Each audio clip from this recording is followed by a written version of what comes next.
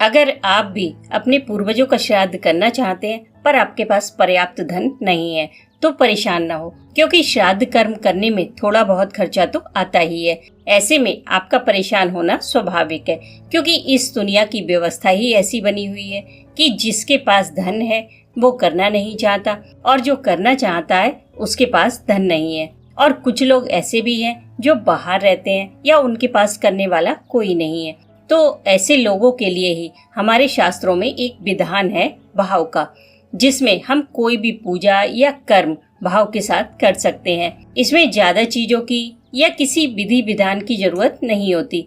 इसमें हमारे पास जो भी है हम वही भाव के साथ अर्पित करते हैं। इसे करने से आपकी श्राद्ध कर्म करने की इच्छा भी पूरी हो जाएगी और आपको बहुत सारे लोगों को एक साथ भोजन कराने का सौभाग्य भी प्राप्त होगा। और इसका पुण्य आपको उन लोगों से ज्यादा मिलेगा जो हजारों ब्राह्मणों को भोजन कराते हैं, क्योंकि इसमें आपकी श्रद्धा और भाव देखकर आपके पितृ भी आपको आशीर्वाद देने को मजबूर हो जाएंगे।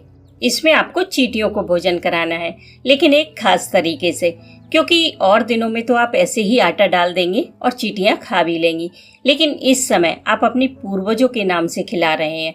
तो पहले आटे को थोड़ा देसी घी में भून लें, फिर ठंडा होने पर उसमें पिसी चीनी मिला लें। आप चाहें तो इसमें नारियल का बुरादा भी मिला सकते हैं, लेकिन ये ऑप्शनल है। बस 2 चीजें ही पर्याप्त हैं। अब इस मिश्रण को एक कांच की बोतल में भर कर रख लें। इसे आप पितृपक्ष में पूरे 16 दिन भी कर सकते हैं। अगर ना कर सके तो एकादशी वाले दिन से शुरू करके सर्व पितृ अमावस्या तक जरूर कीजिए, यानी कि लास्ट के 5 दिन इस उपाय को कीजिएगा। अब इसे खिलाना कैसे है, तो इस आटे और चीनी के मिश्रण को रोजाना किसी पत्ते पर रखकर अपने घर की छत पर रख सकते हैं या किसी पेड़ के नीचे रख सकते हैं, लेकिन वहाँ पर धूप ना हो ये देख ले, छाया में रखें। थोड़ी देर के बाद ही जब आप जाकर देखेंगे तो बहुत सारी चींटियां उस भोजन को ग्रहण कर रही होंगी। ये नजारा देखकर आपके दिल को बहुत सुकून मिलेगा, असीम शांति का एहसास होगा। दोस्तों, कोई भी जीव, चाहे वो छोटा हो या बड़ा, पर आत्मा प्रत्येक जीव के अंदर विद्यमान है और चींटियों को भोजन कराने से आपका श्राद्ध कर्म भी पूरा हो जाएगा और पितरों की कृपा भी आपको प्राप्त हो जाएगी।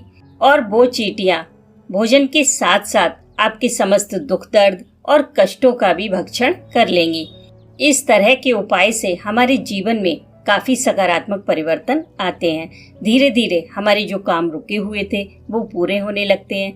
अगर आप अपने जीवन पर ध्यान देंगे तब आप महसूस करेंगे कि आपके जीवन में कितना बदलाव आ चुका है।